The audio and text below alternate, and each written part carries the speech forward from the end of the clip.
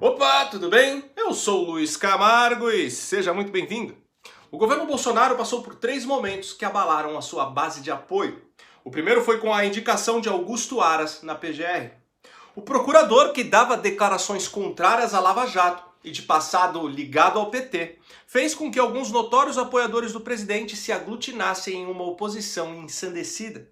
Essa turma depois passou a ser chamada nas redes sociais de Nova Esquerda.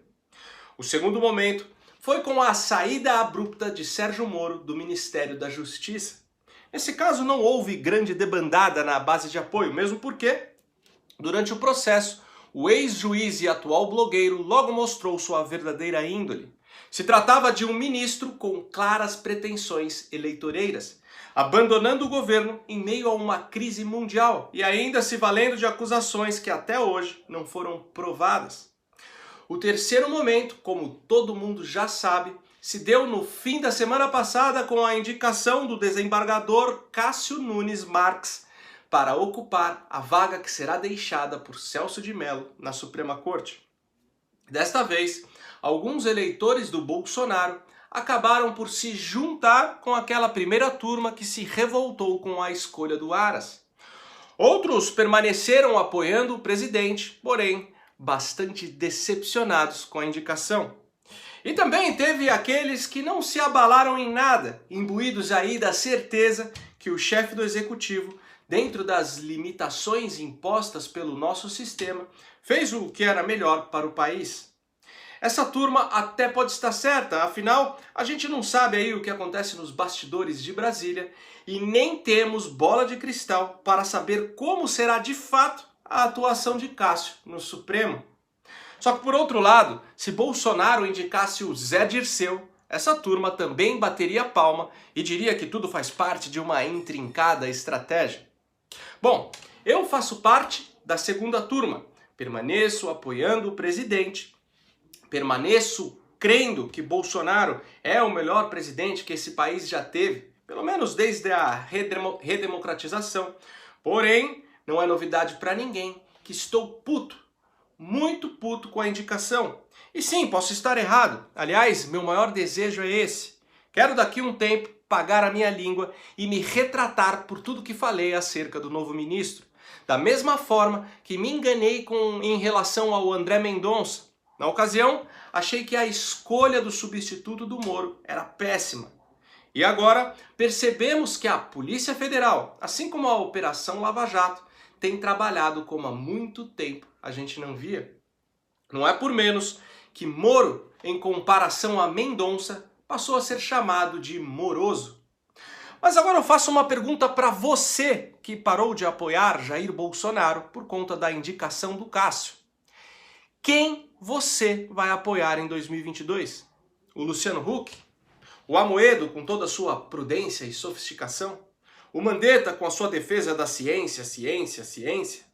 Ou o blogueiro do antagonista que largou o país no momento que a gente mais precisava e ainda se valendo de acusações falsas?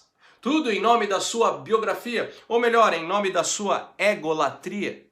Temos que entender que no Brasil não existe uma direita pragmática fora do Bolsonaro. E qualquer um que tentasse mudar drasticamente o nosso sistema ou seria obliterado do poder ou teria que abrir concessões exatamente como o Bolsonaro vem fazendo. Não podemos esquecer do exemplo da nossa vizinha Argentina. Macri foi eleito sendo a grande promessa da direita depois de longos anos de populismo esquerdista. E assim, a sua plataforma liberal foi a grande vitoriosa nas urnas. Porém, Macri não conseguiu fazer as reformas prometidas e nem tampouco estabeleceu as mudanças no sistema que é completamente aparelhado ao peronismo. Infelizmente, o mandatário da direita teve que ceder aos anseios do Congresso e no final do seu governo estava até adotando políticas de congelamento de preços. Isso fez com que os seus eleitores o atacassem com veemência. Macri passou a ser chamado de fraco e traidor, e dentro da sua base de apoio iniciou uma intensa campanha de repúdio ao seu governo, que não conduzia o país de acordo com a plataforma liberal. O resultado disso é conhecido por todos nós. Macri não se reelegeu e o kirchnerismo voltou ao poder na figura de Alberto Fernandes. Hoje a Argentina caminha a passos largos em direção da Venezuela. Isso demonstra para nós aqui no Brasil que romper com Bolsonaro, sendo que não existe outra opção à direita, muito menos uma base direitista consolidada no Congresso, é fazer com que a esquerda venha com força total em 2022. Pode ter certeza que o Ciro Gomes se regozija quando vê a base de apoio do presidente se digladiando entre si. Mas veja bem, como eu disse no último vídeo, isso também não quer dizer que nós, como eleitores, devemos nos eximir de cobrar. Nós, como eleitores, precisamos sempre demonstrar quando o governo está rumando por um caminho que foge do objetivo para o qual foi eleito. O eleitorado é a bússola de todo o governo. Um eleitorado que não se manifesta é como uma bússola quebrada. E com o tempo, esse governo pode se perder de vez.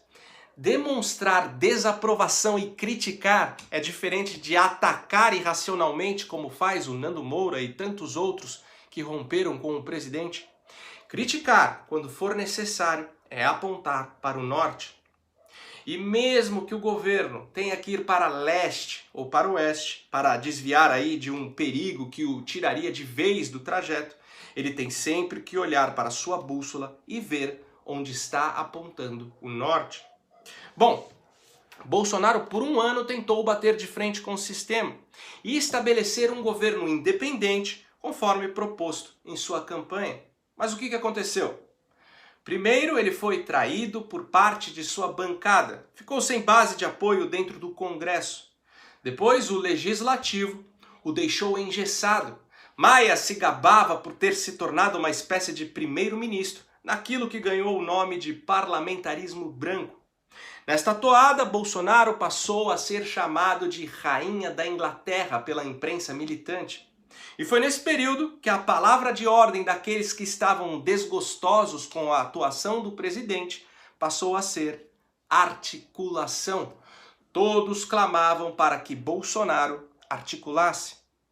E por fim, as velhas raposas do Congresso, juntamente com os urubus do Supremo, começaram a fomentar o ambiente que levaria ao impeachment do primeiro presidente de direita do Brasil.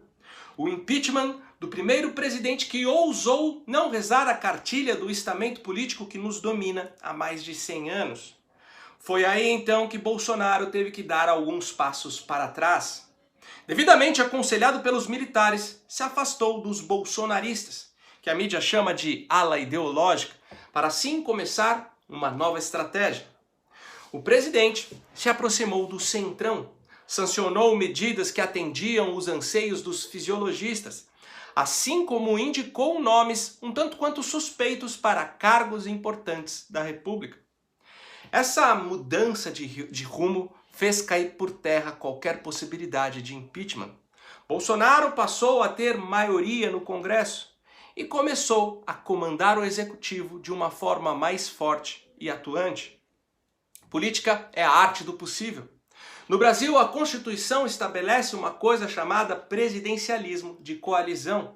Sendo assim, não tem como governar sem dançar com o inimigo.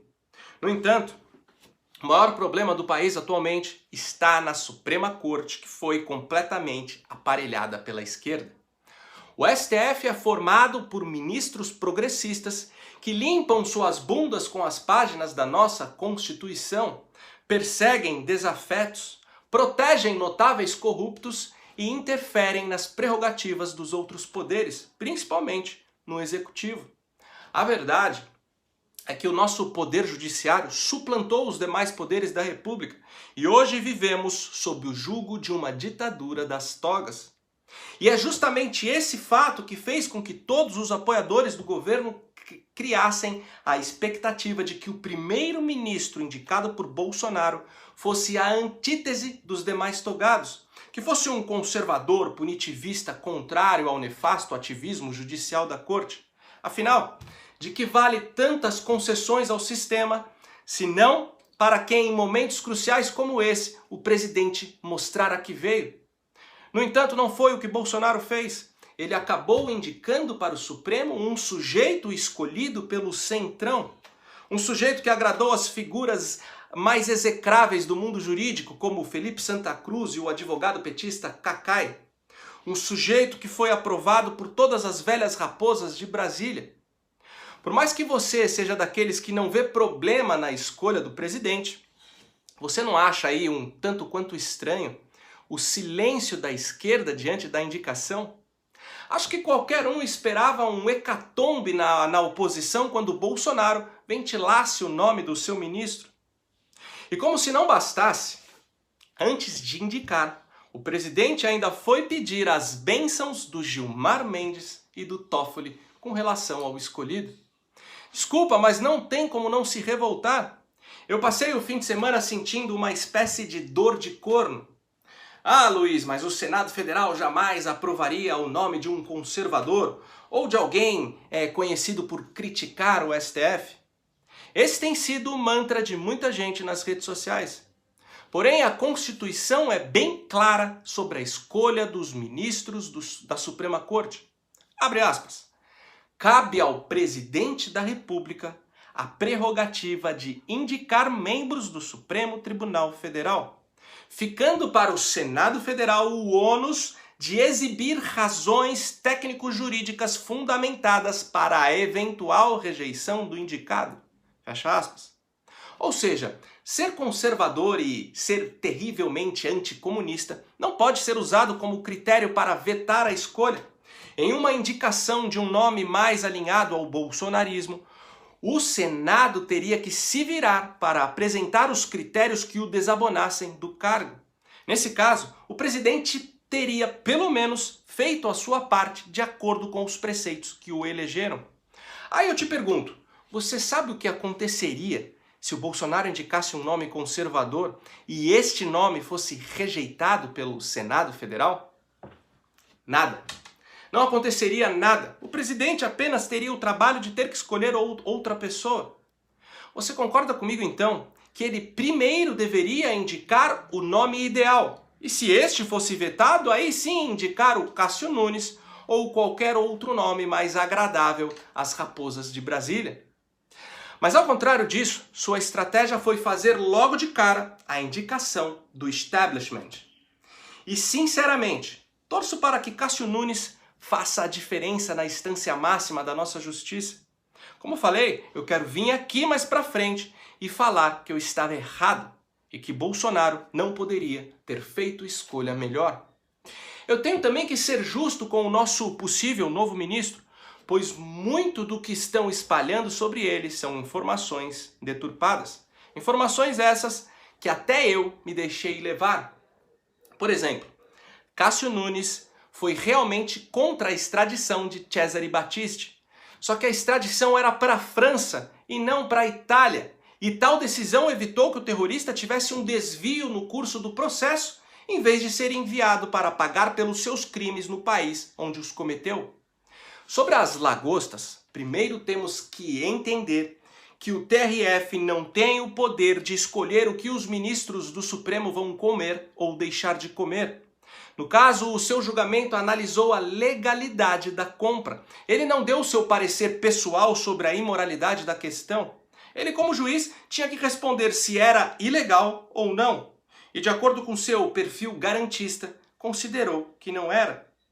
Mas o responsável por exigir lagostas, uísques envelhecidos e vinhos premiados devidamente bancado com dinheiro do contribuinte, foi o então presidente do Supremo, Dias Toffoli. Agora, o que é inegável, e não adianta tergiversar, é que Cássio Nunes não é conservador. Cássio Nunes não é defensor das pautas de costumes. Nunca se posicionou favorável à prisão em segunda instância.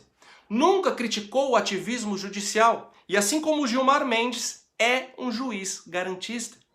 Para quem não sabe, juiz garantista é aquele que evita ao máximo a punição dos réus. É aquele juiz que evita colocar os corruptos atrás das grades. Esse é o perfil do indicado do Bolsonaro, goste você ou não. Agora, de que forma ele vai atuar na Suprema Corte? De fato ninguém sabe, nem Bolsonaro. Outra coisa, o nosso presidente não é burro, é óbvio que ele está colocando um aliado no STF. Eu tenho certeza que o Cássio será favorável a todas as decisões do governo. Inclusive, acredito que sua escolha vai ajudar a acabar com o inquérito do fim do mundo. Porém, diferente do Aras, que tem um cargo de 2 anos, Cássio ficará 27 anos no STF. Em face disso, a questão que fica é a seguinte: vamos supor que em 2026 um Ciro Gomes da vida ou um poste do Lula seja eleito. Será que nesse caso o ministro agiria como uma barreira às pautas da esquerda dentro da corte ou um facilitador? Um juiz conservador é aquele que julga de acordo com a literalidade do texto constitucional, independente das suas motivações pessoais. Já um juiz progressista é aquele que interpreta o texto constitucional de acordo com as suas aspirações políticas e ideológicas. E é aí que mora o perigo. Bom, mas vamos agora entender as implicações diretas da indicação do novo ministro, o que nos possibilitará avaliar já no seu primeiro ano de atuação no Supremo se Bolsonaro acertou ou se cometeu a pior canelada do seu governo. Como sabemos, a segunda turma do STF está julgando a ação que pede que seja declarada a parcialidade do ex-juiz Sérgio Moro para julgar o ex-presidente Lula. Dependendo do resultado desse julgamento, as sentenças da Lava Jato contra Lula podem ser anuladas e o ex-presidente poderia voltar a poder concorrer em eleições. A segunda turma é composta por Celso de Mello, Edson Fachin, Carmen Lúcia, Gilmar Mendes e Ricardo Lewandowski. Fachin e Carmen já votaram e são votos contrários à tese de que o ex-juiz da Lava Jato foi parcial na análise das ações penais envolvendo o petista. Já Lewandowski e Gilmar já indicaram em votos de outros julgamentos que vão considerar Moro parcial. Dessa forma, o voto de Minerva caberia a Celso de Mello e ainda não se sabe como o ministro votaria nesse caso. Celso costuma ser o fiel da balança no colegiado nos temas referentes à Lava Jato, ora votando a favor da operação, ora contra. Em outras ocasiões, Celso de Mello já considerou Moro parcial, como na condução de processos envolvendo o Banestado. Caso o Supremo não resolva de forma ilegal transferir Cássio Nunes de turma, é ele que vai assumir a vaga de Celso de Mello na segunda turma. No entanto, como falei, o escolhido do Bolsonaro é conhecido por ser garantista. Posicionamento parecido com o de Gilmar Mendes, Ricardo Lewandowski e Dias Toffoli. O que torna o cenário favorável ao bandido de 9 dedos. Outro ponto é que Celso de Mello costuma ser também o voto de Minerva com relação aos julgamentos da Lava Jato. E já foi aventado, e isso eu não sei se é verídico ou não, que Cássio é um crítico da Lava Jato. Há quem diga que ele na corte ajudaria a enterrar a operação. Ou seja, o novo ministro pode contribuir ou impedir para que Lula fique elegível. Assim como também o novo ministro pode ser uma força contrária ou favorável aos processos da Lava Jato. E dependendo da sua atuação nessas duas questões, saberemos se Bolsonaro errou ou acertou na sua escolha. Saberemos se Bolsonaro é um grande estrategista ou se traiu os anseios dos seus eleitores. Eu ainda tenho confiança na primeira opção, por isso sigo com o presidente. Mas se o indicado do Bolsonaro der qualquer parecer favorável ao Lula, vai ficar bem complicado. A debandada será gigante. Mas e você? Você continua confiando no presidente? Deixa aqui nos comentários a sua opinião. Pessoal, por hoje é isso aí. Curte e compartilha ao máximo esse vídeo para ele ganhar relevância. Confere se você continua inscrito no canal. Confere se o sininho das notificações está ativo. E diante de toda essa perseguição que os canais conservadores vêm sofrendo, se você gosta do trabalho que eu venho fazendo e puder ajudar a manter esse canal em plena atividade, contribuindo com qualquer valor, nem que seja com R$1, o link do nosso Apoia-se está aqui na descrição. Outra forma de ajudar o canal é se tornando membro da Brasil Paralelo através do link que também está aqui na descrição desse vídeo. Me segue nas redes sociais, Twitter, Instagram e Facebook, @LuizCamargoVlog. Então até o próximo vídeo, valeu!